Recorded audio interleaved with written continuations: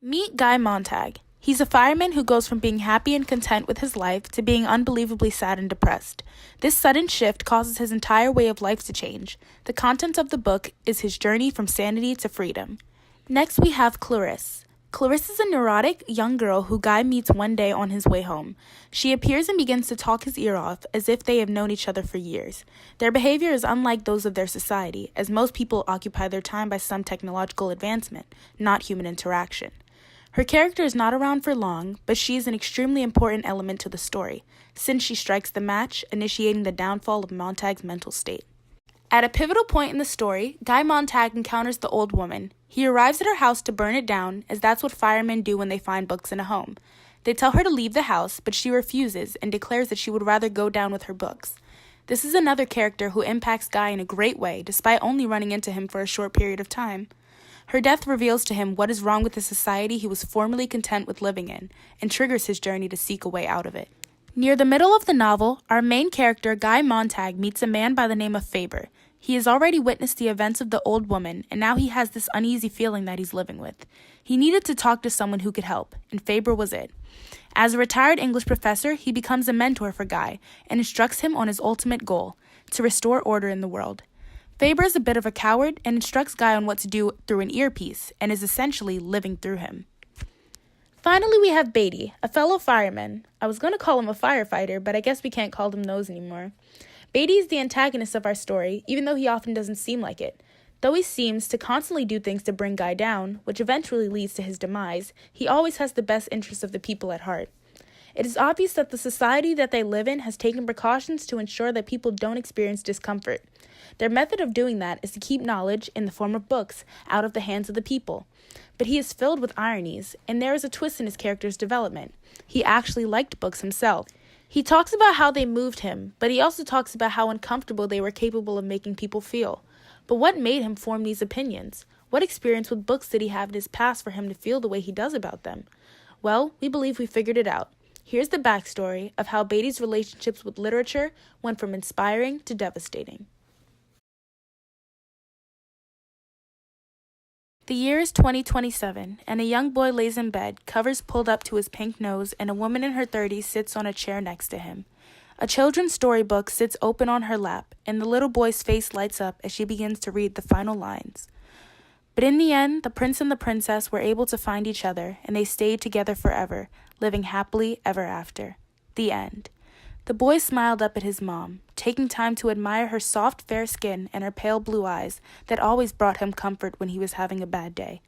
His mother was a beautiful woman on the outside, but her heart made her even more ethereal. She had a passion for literature which she passed down to her son. The next day was just like every other. After Beatty returned home from school, his mother greeted him in their front yard with open arms. However, her smile looked slightly forced today, and it didn't meet her eyes, but it went unnoticed by the boy. It was little Beatty's birthday, and the only thing that he asked for was to go on a picnic with his mom and dad, who took off of work. His father was a large man who was polar opposites with his wife. His complexion and eyes were dark, but warm and friendly. His mother suggested other things for Beatty's birthday, as they rarely had family outings, but the boy insisted. So his mother filled a basket with snacks and grabbed a large blanket, and the family of 3 set out on their way. They arrived at their serene location, and all was well. Beatty seemed to be so content with his simple birthday gift, but to him, this family time was all he craved.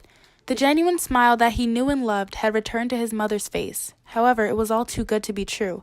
A strange man who Beatty didn't recognize approached his little happy family and pulled his dad aside rather roughly. His mother clung to Beatty protectively as the boy began to cry, not knowing what was going on and why his mother looked so afraid. His father was dragged into a car as more men approached them. His mother began to scream and cry, all of this being drowned out by Beatty's own sobs. One man grabbed his mother, while a pair of large hands gripped Beatty's shoulders, and they were pulled apart from each other. All 3 members of the formerly happy family placed in 3 different cars, never to see each other again. It was not until several years later that Beatty found out what had happened on the most haunting day of his life. A second civil war had broken out, initiated by a book called Gods and Monsters, which depicted the innate superiority of the white man and highlighted how crime rates have increased due to the black man. This caused vigilante groups to form again and to turn white and colored people against each other. White men who like to call themselves the peace restorers began to go around and tear mixed-race families apart. Beatty had been placed in an orphanage, and he assumed that his parents were dealt with. He grew up alongside many children who suffered the same fate that his family did. He remembers one day when one boy brought out his favorite book that he managed to sneak into the facility. Everyone gathered around to hear the tales that lie between the pages, except one child who stayed in the corner of the room. Beatty had grown to resent books, from fairy tales to sacred texts to dystopian novels. He despised them all with a heated passion. If he had it his way, there would be no books. If there were no books, he'd still have his family. He'd still have his life, and he'd still have his happiness.